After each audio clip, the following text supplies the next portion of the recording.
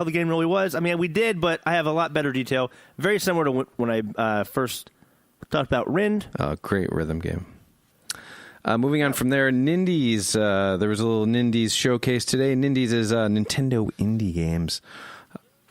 It's literally like it's what you aspire to be as a Nindie. I don't know. Right? Can I say, does that sound? Yeah, that don't make no fucking sense. I just sound so hicked. Now, that don't make no fucking sense right there. No, you know what I mean? Like, that is all about you. You're all about Nintendo Switch. You're all about indie games. That shit is made it's for you. everything that I love.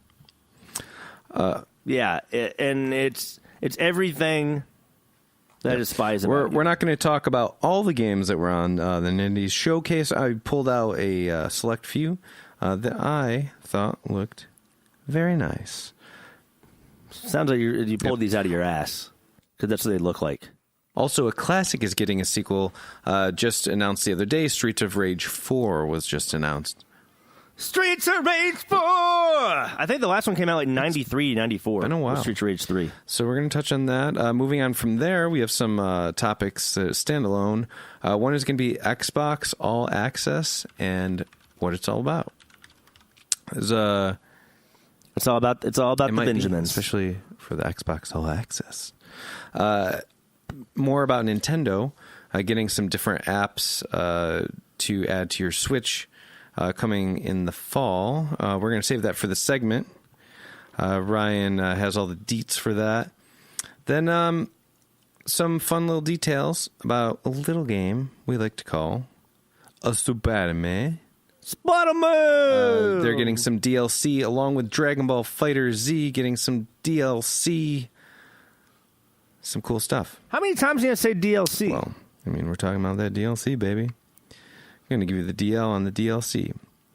Then, to close out, we got a little segment we like to call Calm Down, Shut the Fuck Up. Basically, this segment addresses topics within the gaming community where at a certain point we just step back and we go, you know what? You just need to calm down, shut the fuck up. And we say this often to each other, too, so don't be offended. Ryan, sometimes I just got to tell you, calm down, shut the fuck up. And you know what you say? Are you trying to tell me to calm down, shut the fuck up? And usually... How about you calm down and shut the fuck up? Sometimes I got to, and sometimes you got to. So that topic will be headlined by none other than... Cyberpunk 2077. That's the biggest gaming news of the last couple of days, aside from the horribleness we first touched on. I mean, like, as far as like actual video game news, yeah, in relation to upcoming video games, that is the biggest thing that's happened in the last couple of days. It is. So this is not a negative topic, by the way. We're not saying calm down, shut the fuck up, because we don't like Cyberpunk. There's just a whole lot of the opposite for there's me. A whole lot of hullabaloo around it, so we just want to get you zipping that fucking slapper that you got on your face there. Wait, what? So that sounded real sexual. I don't know what the fuck you were getting at right there. That's the end of Top of the Tops. Don't tell people that's the end of the topic segment. They'll figure that the fuck out when we move on to the first goddamn segment called Games of the fucking Week. Games of the Week. First game of the week, we're going to talk about Hunt the Showdown. I got to play it last night, Fred. Fill me in. And I don't mean my anal cavity. Oh, my God. Fill me in on this game. Okay. Yeah. A little uncalled for, but... Game Genies is an explicit podcast. I know we mentioned that before, but I'm just reminding you. Pretty sure they figured that fucking out by now, Fred. Hunt the Showdown. What it is last week I didn't know how many players. I thought it was up to 4 players on a team. Essentially... You have a hunter that you can buy. You have a certain amount of money. You purchase a hunter. They have different abilities, different things.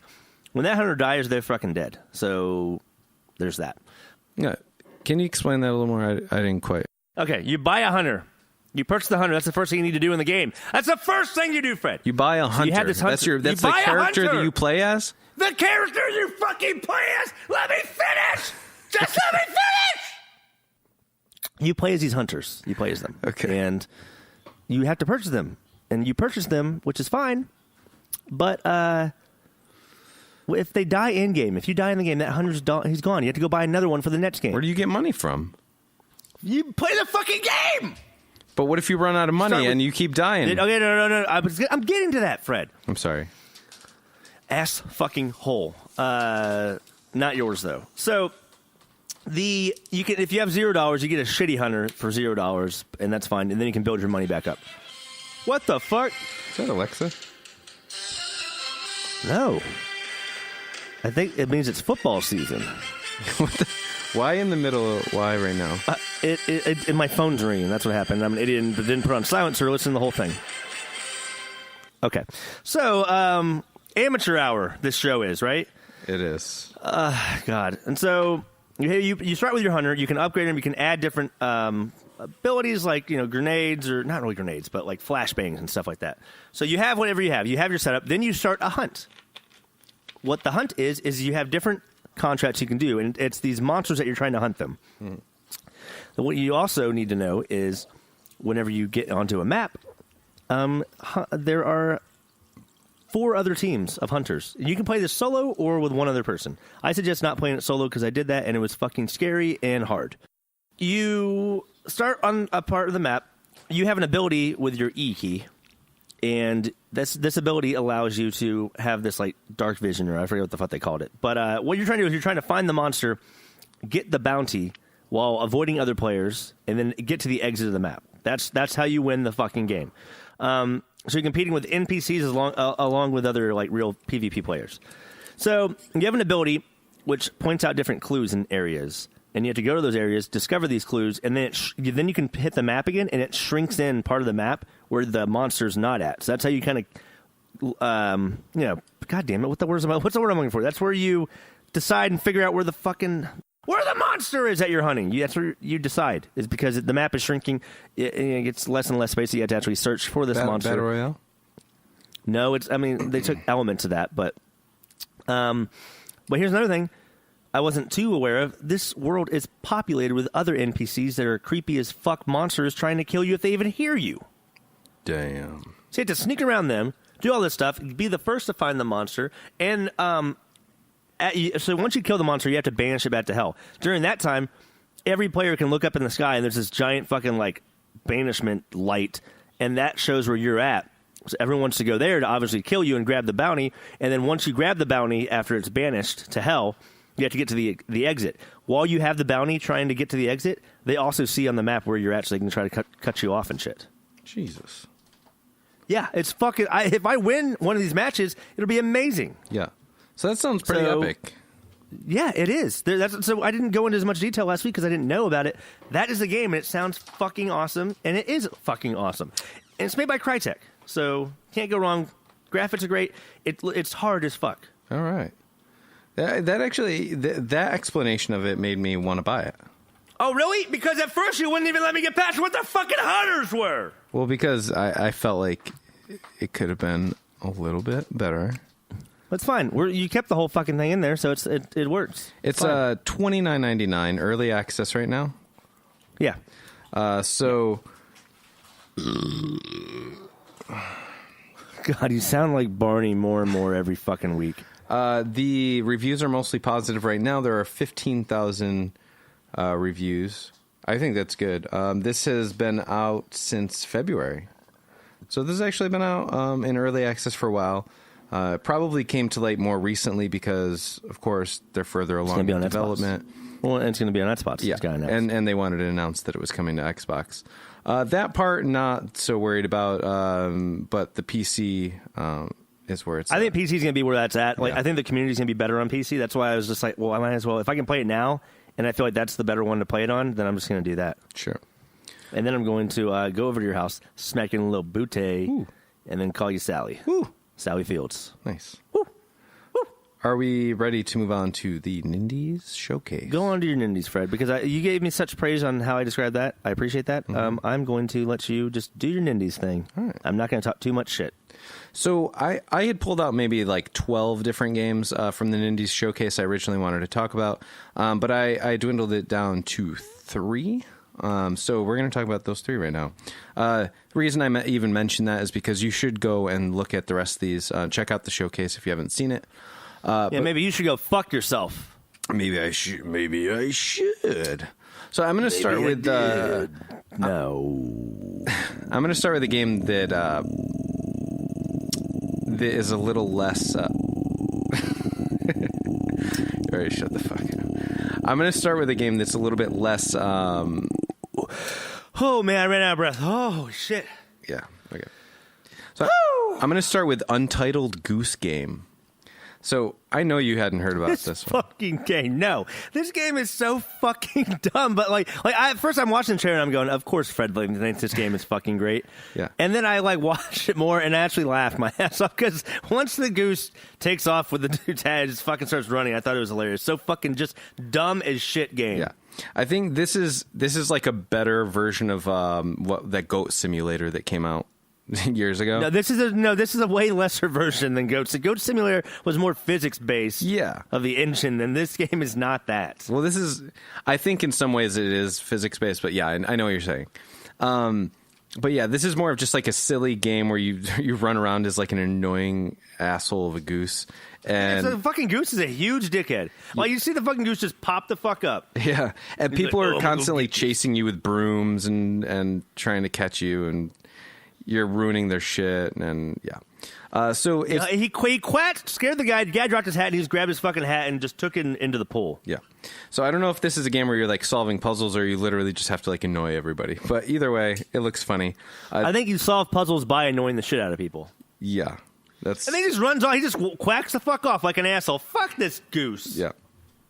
So if you're going to check out any games from this and you don't want to take the whole 15 or 20 minutes to watch the whole direct, check that out. Oh, that was a really passive aggressive way of Fred bitching at me for not watching the direct today. I'm sorry, I didn't watch the direct today. I had a fucking job to get to.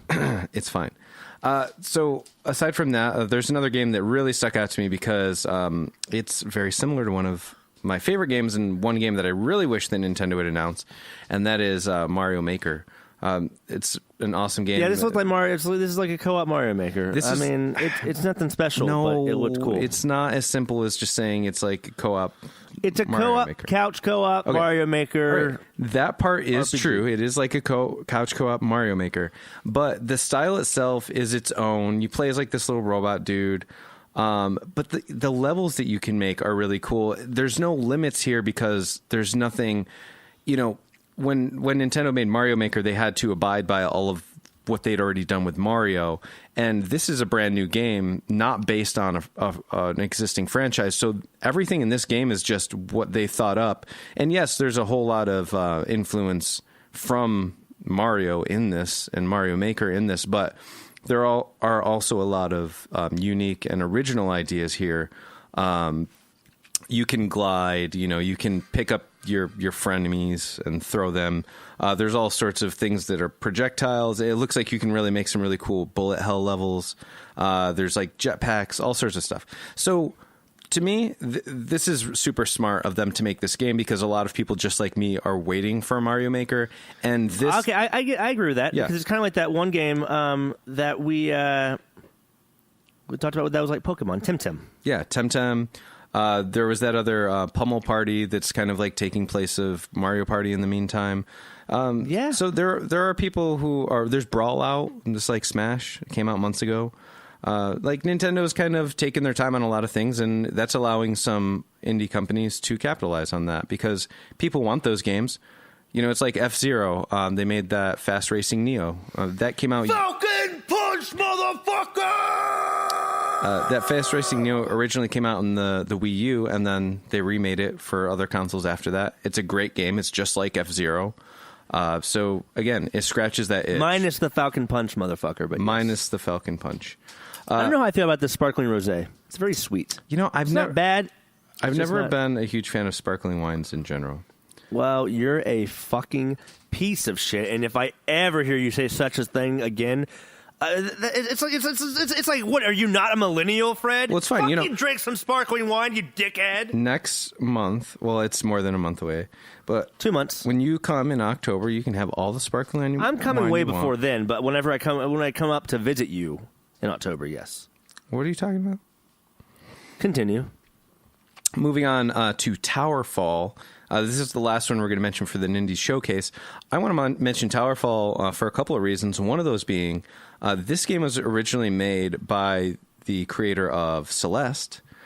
Celeste, if you have not heard of it, is one of the best freaking games of the year. I will say it's one of the highest rated platformers